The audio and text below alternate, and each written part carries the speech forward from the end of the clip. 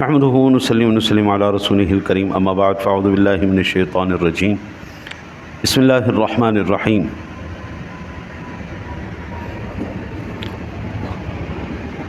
رمضان المبارک کا روزہ انسان کے اندر صبر اور مواسات پیدا کرتا ہے۔ میرے آقا نبی اکرم صلی اللہ علیہ وسلم کا فرمان عالی شان ہے، وَهُوَ شَهْرُ الصَّبْرِ وَالصَّبْرُ ثوابُهُ الْجَنَّةُ وَشَهْرُهُ الْمَوَاسَاتِ۔ یہ وہ مہینہ ہے جو صبر کا مہینہ ہے۔ صبر باہمی ہمدردی کا مہینہ ہے اور اس کا ثواب، صبر کا ثواب جنت ہے۔ دن بھر بندہ اللہ تعالیٰ کے احکامات کی پابندی کر کے اپنے نفس کی خواہشات اور ضروریات کو کچلتا رہتا ہے، اور اس طرح پورے مہینے اس عمل سے مسلمان کو ہر تکلیف پر ایذا اور ہر پریشانی برداشت کرنے کی عادت ہو جاتی، اور یہی عادت مسلمان کی ایک سب سے بڑی کامیابی ہے جو اس کے لیے دنیا کی زندگی کو سہل اور آسان بنا دیتی ہے۔ جو لوگ ذرا سی تکلیف پر تڑپ اٹھتے ہیں ان کے لیے دنیا کی زندگی بہت دشوار ہوتی ہے۔ ہر وقت ناشکری باوجود اس کے کہ اللہ تعالیٰ نے ان کو نعمتوں سے نوازا ہوتا ہے، لیکن پھر بھی ناشکری، ہائے مر گئے، بھوکے مر گئے۔ آپ مجھے یہ بتائیے، آپ نے زندگی میں کبھی ایسا بندہ دیکھا ہے جو 80-90 روٹیاں کھا جائے یا 100 روٹی کھا جائے؟ ہم نے تو زندگی میں اکثر یہی دیکھا ہے، جو بہت زیادہ کھا لے 3-4 روٹیاں، 5 روٹی سب سے زیادہ روٹی کھا سکتا ہے، بہت زیادہ کوئی کھا لے تو، ورنہ عام روٹی۔ میں جو سحری افطاری میں کرتا ہوں کبھی پوری روٹی کھا لیتا ہوں، ورنہ آدھی پونی روٹی یہ سحری میں بھی کھانی، افطاری میں بھی کھانی۔ بڑا سکون سے سارا دن گزر جاتا ہے، کوئی گندا ڈکار نہیں، کوئی کھٹا ڈکار نہیں، کچھ بھی نہیں۔ پہلے میں 2 روٹیاں کھاتا تھا خوب، لیکن اب 1 کر دی، اب 1 سے بھی کم بھوک ہو گئی ہے، کوئی مسئلہ نہیں ہوتا الحمدللہ۔ آدھی روٹی سے بھی کام چل جاتا، آدھی روٹی مل جائے تو سبحان اللہ، یہ بھی بڑی خوش نصیبی ہے۔ تو ورنہ بڑی جب پیٹ بھر کے کھاؤں 1 روٹی کھاتا ہوں بس، سارا دن گزرتا ہے، عبادات ہوتی ہیں، سارے معاملات ہوتے ہیں، اللہ کا کروڑ مرتبہ شکر، کوئی تکلیف نہیں۔ جب زیادہ روٹی کھاتا تھا تکلیفیں زیادہ ہوتی تھی، کم روٹی کھائیے صبر بھی آ گیا، تکلیفوں سے بھی جان چھوٹ گئی۔ زیادہ کھانا کوئی نعمت نہیں ہے، زیادہ کھانا کوئی نعمت نہیں، یہ مصیبت ہے۔ نکلنا تو گند بن گئی ہے نا، جتنی ضرورت اتنی ہے اتنی بندہ کھا لے، اس سے بندہ جسمانی طور پر بھی فٹ رہتا ہے اور معاملات میں۔ اچھا، اس سے فائدہ یہ ہوتا ہے کہ بلا اگر کوئی خدا نخواستہ چیز بندے سے چھن جائے نا ملنے کے بعد، تو بندے کی زبان پر لا محالہ نکل جاتا ہے، انا للہ و انا الیہ راجعون۔ یعنی اس بندے کو اس بات کا یقین آ جاتا ہے یہ میرے مالک کی طرف سے تھا، اس نے دیا تھا مجھے، اس نے واپس لے لیا، یہ اسی کا مال تھا، اسی کی طرف واپس لوٹ جانا ہے۔ ہم نے زندگی میں دیکھا ہے فقیروں کو امیر ہوتے، امیروں کو فقیر ہوتے۔ اگر بندہ یہ پریکٹس کر لے، رمضان مبارک کی روزوں کی پریکٹس کر لے، پھر انسان کے دل کے اوپر کوئی چیز نہیں لگتی۔ ہاں جی، نقصان ہو گیا کاروبار میں، ہارٹ اٹیک آیا، بندہ مر گیا۔ گاڑی چوری ہو گئی، برین ہیمریج ہوا، بندہ مر گیا۔ کوئی ٹینشن ہوئی، ہاں جی، وہ جناب فالج ہویا، بندہ مر گیا۔ یعنی ان کے دلوں کے اندر اتنی محبت رچ بس جاتی ہے کہ وہ پھر بیچارے صدمہ برداشت نہیں کر سکتے۔ اللہ تعالیٰ یہی سبق ہمیں دے رہا ہے، یا ایھا الذین آمنوا استعینوا بالصبر والصلاۃ ان اللہ مع الصابرین۔ اور اللہ کے بندے ایمان والو، صبر اور نماز سے مدد طلب کیا کرو، بے شک اللہ تعالیٰ صبر کرنے والوں کے ساتھ ہے۔ اور روزہ حضور کہتے ہیں وہ شہر الصبر والصبر ثوابہ الجنہ، اور یہ صبر کا مہینہ ہے اور اس کا ثواب اللہ تعالیٰ نے جنت دیا ہے۔ مسلمان کے لیے مصیبتوں سے چھٹکارا دنیا کے ظاہری وسائل کا سہارا نہیں۔ ہاں جی، بندہ کیا کہتا ہے، یار بڑی مصیبت ہے، یار بڑی ٹینشن ہے۔ اچھا جی، آپ کی ٹینشن کیسے دور ہوگی جی؟ یار بڑا سارا مکان ہوئے، کاروبار ہوئے، یا بہترین نوکری ہوئے، پیسہ بینک بیلنس ہوئے، تو جناب لہرا بہرا ہو جان گیاں۔ اللہ آپ کو مکان بھی دے دیتا ہے، اللہ آپ کو گاڑی بھی دے دیتا ہے، اللہ آپ کو پیسہ بھی دے دیتا ہے، لیکن اللہ تعالیٰ بیماریوں میں مبتلا کر کے آپ سے رزق چھین لیتا ہے، پھر کیا کرو گے؟ اللہ استعمال ہی نہیں کرنے دیتا۔ اب کتنے امیر لوگ جیلوں میں نہیں پڑے ہوئے، پیسہ بھی ہے، بینک بیلنس بھی ہے، گاڑیاں بھی ہیں، پڑے کدھر ہیں؟ جیل میں۔ کیا فائدہ؟ وہ بہتر نہیں ہے کہ تھوڑا ہے اپنا ہے سکون کا ہے۔ لہٰذا اللہ کے نیک بندے، نجات، آسانیاں، دنیا کی مصیبتوں سے چھٹکارا ظاہری وسائل سے نہیں آتا، اللہ رحیم و کریم کے کرم سے آتا ہے، اس کی مدد سے آتا ہے۔ وہ جب مدد کرتا ہے تو مصیبتوں سے اللہ تعالیٰ اس کو چھٹکارا دے دیتا ہے۔ اسی طرح میرے آقا نبی اکرم صلی اللہ علیہ وسلم کی ذات گرامی کو جب بھی کبھی کوئی پریشانی آتی تو حضور نبی اکرم صلی اللہ علیہ وسلم کی ذات گرامی نماز پڑھتے اور یہ آیات مقدسات تلاوت کرتے، یا ایھا الذین آمنوا استعینوا بالصبر والصلاۃ ان اللہ مع الصابرین، حضور یہ تلاوت کر۔ میرے آقا نبی اکرم صلی اللہ علیہ وسلم نے فرمایا الصبر من الایمان بمنزلۃ الرأس من الجسد، حضور کہتے ہیں کہ صبر ایمان کا ایسا ہی حصہ ہے جیسا یہ سر ہمارے جسم کا حصہ ہے۔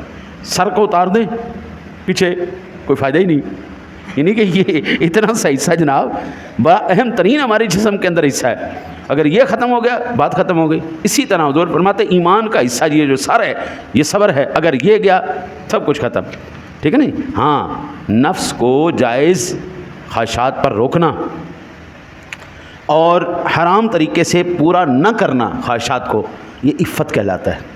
مال دولت کی حوث سے رکنا یہ قناعت کہلاتا ہے، اور غصے پر قابو رکھنا یہ حلم کہلاتا ہے، اور یہ سب صبر ہی کی قسمیں ہیں۔ اور مسلمان کے اندر یہ تمام کی تمام خوبیاں جب جمع ہو جاتی ہیں تو اللہ تعالیٰ اس کو عزت، عظمت اور سکون نصیب فرما دیتا۔ یہ تین چیزیں حاصل کرنے کے لیے دنیا ایک اوپر سے نیچے کر گئی۔ قرآن پاک کے اندر کئی مقامات پر ہمیں، جیسے کہ ارشاد باری تعالیٰ سورہ بقرہ کے ربنا افرغ علینا صبرا وثبت اقدامنا منصرنا علی القوم الکافرین، اے ہمارے رب ہم پر صبر انڈیل اور ہمارے قدم جمائے رکھ اور کافروں پر ہماری مدد فرما۔ سورۃ الاعراف کے اندر فرمایا ربنا افرغ علینا صبرا وتوفنا من المسلمین وتوفنا مسلمین، اے ہمارے رب ہم پر صبر انڈیل دے، ہمیں اس حالت میں موت دے کہ ہم مسلمان ہوں۔ اللہ وحدہ لا شریک کے پیارے حبیب جناب رسالت مآب صلی اللہ علیہ وسلم کا فرمان عالی شان، بلکہ قرآن پاک ہی کی آیا مبارکہ ہے وَاصْبِرْ وَمَا صَبْرُكَ إِلَّا بِاللَّهِ، اور صبر کرو انہیں اور تمہارا صبر مگر اللہ ہی کی توفیق سے ہے۔ صبر کرو اور نہیں ہے صبر مگر اللہ ہی کی توفیق سے، یعنی اللہ جس کو صبر کی توفیق دے دے اسی کو صبر ملتا ہے، ورنہ کسی کو صبر نہیں آتا۔ کل قیامت والے دن ہم نے آج ہی صبح فجر کی نماز کے بعد یہ آیات پڑھی ہیں۔ اللہ وحدہ لا شریک یہ صبر والوں کو کل قیامت والے دن بلائے گا، ادھر آؤ بھائی، جی پروردگار چلو جنت میں جاؤ، کوئی حساب کتاب نہیں، کوئی پوچھ پریت نہیں۔ جب وہ جائیں گے تو فرشتے روک دیں گے، ٹھہرو ٹھہرو ٹھہرو ٹھہرو، کدھر چلے ہو؟ جنت چلے آ، کیوں چلے ہو؟ سانو رب نے حکم دیتا ہے چلو، دنیا تسی صبر کیتا ہے، ہن جناب اسی تانوں اپنی خاص رحمت دے نال، عنایت دے نال جنت عطا فرمانا ہے، جاؤ جنت۔ فرشتے کہیں گے سلام علیکم بما صبرتم فنعم عقبی الدار، جناب مبارک ہو، سلامتیاں ہوں تم پر، تم نے ایسا صبر کیا کہ اللہ وحدہ لا شریک نے تمہارے لیے آخرت کا بہترین گھر بنا دیا ہے۔ ایک آخری واقعہ سماعت فرمایا اور اسی پہ بات ختم کرتے ہیں۔ حضرت سلیمان علیہ نبینا علیہ الصلوۃ والسلام کا زمانہ تھا، ایک شخص نے بڑی قیمتی بلبل خریدی۔ ہم نا جی چھوٹی چھوٹی چڑیاں، یہ طوطے چڑیاں میں بھی پالتا ہوں، مجھے بھی شوق، ان کی بڑی مدھر آواز ہوتی، بڑی خوبصورت آواز ہوتی۔ ایک بندے نے بڑی خوبصورت بلبل خریدی، ہر وقت چہچہاتی رہتی، وہ بندہ بڑا خوش رہتا، ہاں ہاں کیا بات ہے، کیا مدھر آواز اس کی۔ ایک دن اس کے پاس نا جی ایک طوطا آ گیا، اس کے پنجرے کے پاس طوطا بیٹھا اور اس نے اس کو کچھ کہا، اس کے بعد بلبل نے بولنا چھوڑ دیا، بلبل بولنا بند ہو گئی، بندہ بڑا پریشان۔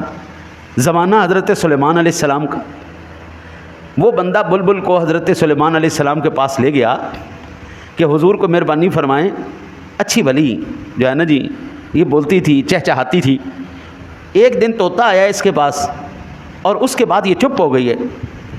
اس نے کہا کہ پیارے سلیمان علیہ السلام نے پوچھا ہاں بھائی کیا بات ہے، کیا ماجرا ہوا؟ کہنے لگی یا نبی اللہ، میں جنگلوں میں رہتی تھی، میرے رشتہ دار، میرے بڑے خوبصورت دوست یار، اے اللہ کے نبی، یہ جب مجھے پکڑ کے آیا تو میں چیختی تھی, چلاتی تھی, ہائے میرے دوست, ہائے میرے رشتہ دار, ہائے میرے دوست احباب, ہائے وہ جنگل کی بہاریں, ہائے وہ آزادیاں, وہ اڑنے کدھر گئے. میں چیختی چلاتی تھی, بے صبری تھی. طوطا آیا, کہنے لگا کہ جس دن تجھے صبر آ جائے گا نا, اس دن تجھے آزادی مل جائے گی. یہ بے صبری, یہ شور مچانا, یہ واویلا کرنا, یہی تیری قید کا سبب ہے.